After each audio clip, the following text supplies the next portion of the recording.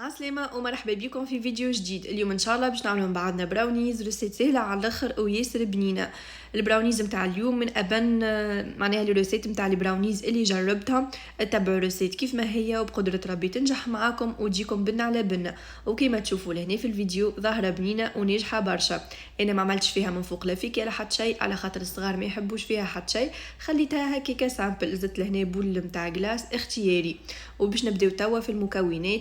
واهم مكون في المكونات الكل اللي هو الشوكولاته. لازم تاخذوا شوكولاته من النوعيه الباهيه باش تنجح معاكم. انا خذيت هذه والحقيقه طلعت طياره على الاخر. المهم نحن باش نستحقوا 200 غرام نتاع شوكولا.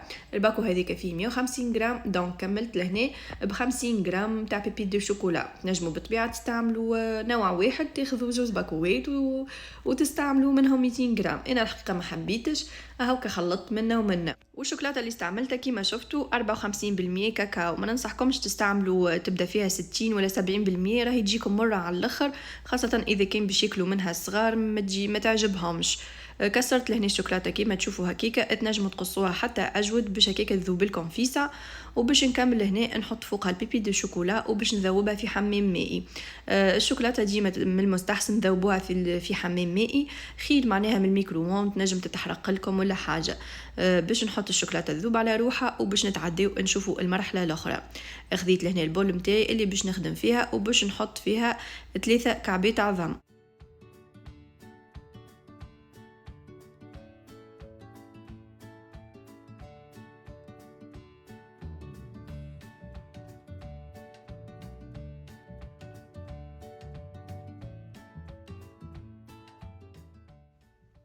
كملت لاني صايق حطيت العظم تاو باش نحطوا الملح. 4 مغرفه صغيره، ماهيش رشه، راهو 4 مغرفه صغيره هكا ماهيش مكومه. ونكملوا نحط مغرفه كبيره فاني ليكيد، تنجموا تعوضوه بالطبيعه باكو سكر فانيي.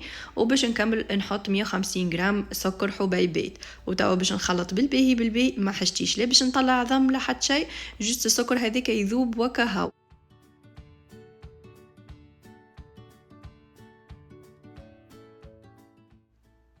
قعدت لاني نخلط، اما السكر راهو مازال ما ذابش بالباهي، باش نخليه على جنب وتو نرجع له.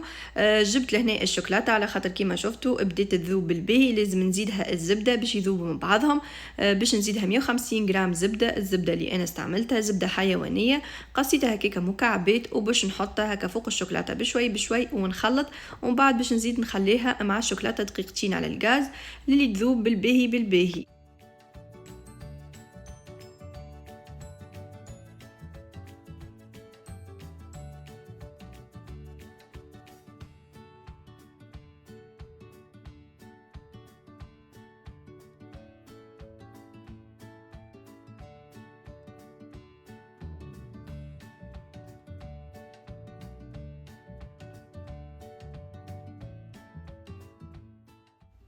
اللي نذوب فيها في الشوكولاته صغيره على الاخر. حاولت لاني حطيت الزبده الكلها وان شاء الله ما تتفلتليش. صاي الحمد لله هيك كملت ذابت. وكما شفتوا التكستور لازمها تكون معناها ما نخليوش شوكولاته ماهيش ذايبه ولا نخليو طروف نتاع زبده، لازمها تذوب بالباهي. وباش نرجعوا لهنا للميلانج نتاع العظم والسكر، نكمل نركز هكا شوي شوي. كما قلت لكم ما حشنيش لا باش نطلعوا عظم لا حتى شيء، جوست السكر هذاك يذوب. ولهنا صاي السكر نتاعي ذاب. باش نكمل نحط الشوكولاته والزبده اللي ذوبناها. ديجا راهم بردوا شويه، ما نحطوهمش هما سخونين برشا فوق العظم، نخليوها تبرد شويه. ومن بعد نحطوها الشوكولاته. صاي كملت حطيتها كيف ما شفتوا. نعملوا لها تخليطه صغيره معناها ما نستحقوش باش نركضوا ديما نخلطوا برا راهو. وجبت لهنا الصفيه نتاعي وباش نحط 70 غرام فارينه و20 غرام كاكاو مر. لازم راهو تغربلوهم باش اذا كان فما كعبر ولا حاجه هاو كما يفسدولناش الميلانج وتقعدوا تخلطوا برشا باش يتحلوا الكعابر. سينو تقعد التكستور نتاع البراونيز نتاعكم ما هيش باهيه.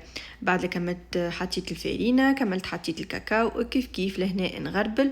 ريتو فما كعابر في الكاكاو اما ما همش يابسينك الكعابر اللي معناها كي تمسوهم يتحلوا. اذا كان تحطوا ديريكت تقعدوا برشا معناها تخلطوا.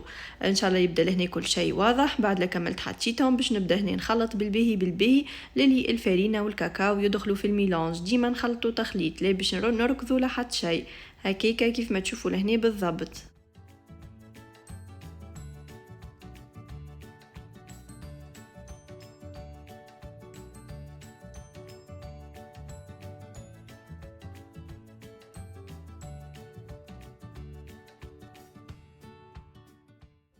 وصاي لهنا هذه الخليط متاعي متاع البراونيز حاضر كيما شفتوا. قعدت نخلط بالباهي للي كل شيء يدخل في بعضه. الفارينه والكاكاو ما عادش ظاهرين.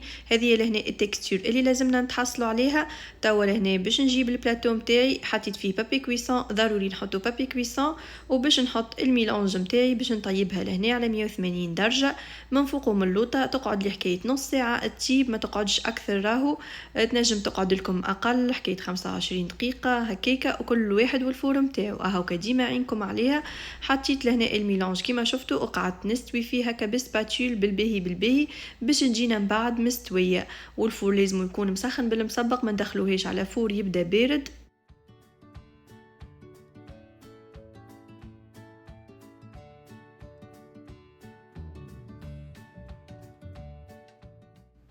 وصاي لهنا البراونيز متاعي حضرت. ردوا بالكم ما طيبوهاش اكثر من اللازم، راهي تيبس وما تجيكمش باهيه.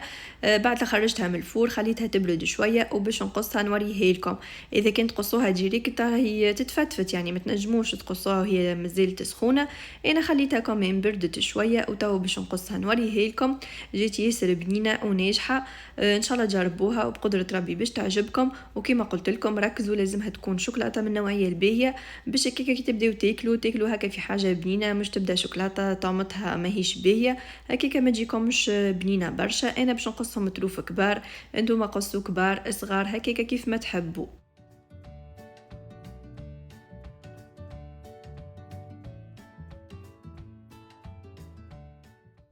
وهذه البراونيز اللي تبدا ناجحه لازمها من داخل تكون هكا طريه ومن برا فيها قشره هكا تتقرمش شويه يدوب كيما هكا. حبيت نقرب باش تشوفوا لازمها تكون بالشكل هذا هكيكا تضمنوا اللي هي ناجحه 100%. وان شاء الله يا ربي تجربوا الريسيت وبقدره ربي باش تعجبكم. اذا كان جربتوها ما تنسيوش تبعثوا لي التصاور نتاعكم على الانستغرام يفرحوني برشا. وكتبوا لي شنو رايكم فيها في لي كومنتير.